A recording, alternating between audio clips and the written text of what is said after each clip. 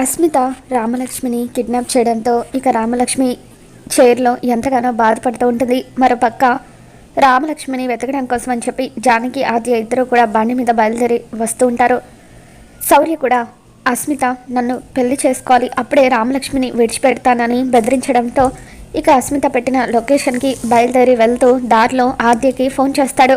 ఎవరు ఫోన్ చేస్తున్నారని చెప్పి జానకి అడుగుతూ ఉంటుంది. శౌర్య సార్ ఫోన్ చేస్తున్నారు, ఒకవేళ రామలక్ష్మి సార్ దగ్గరికి వెళ్ళుంటుందేమో అని చెప్పి ఆద్య బండి పక్క కాపి ఫోన్ లిఫ్ట్ చేస్తుంది. ఇక శౌర్య ఫోన్ మాట్లాడుతూ ఉండగా, సార్ రామలక్ష్మి కనిపించడం లేదు, మీ దగ్గరికి ఏమైనా వచ్చిందా అని చెప్పి ఆద్య అడుగుతూ ఉంటుంది.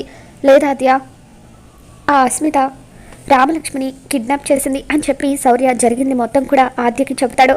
ఇక దాంతో ఆద్య తన ప్లాన్ గురించి శౌర్యకి చెప్తూ, సార్ మీరు అస్మిత పెట్టిన లొకేషన్ దగ్గరికి వెళ్ళి మేనేజ్ చేస్తూ ఉండండి, ఈలోగా మేము కూడా అక్కడికి వచ్చి రామలక్ష్మిని విడిపిస్తామని చెప్పి అంటూ ఉంటే ఇక శౌర్య అలాగే అని చెప్పి రామలక్ష్మి దగ్గరికి బయలుదేరి వస్తూ ఉంటాడు.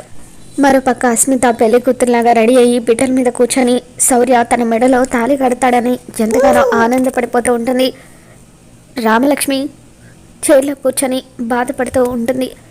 ఇక శౌర్య ఆద్య వీళ్ళంతా కూడా రామలక్ష్మిని విడిపించడానికి వస్తూ ఉంటారు. మరి రాబోతున్న ఎపిసోడ్లో ఏం జరగబోతుందో మళ్ళీ మన ఛానల్లో తెలుసుకుందాం. మీకు ఈ వీడియో నచ్చినట్లయితే తప్పకుండా లైక్ చేయండి.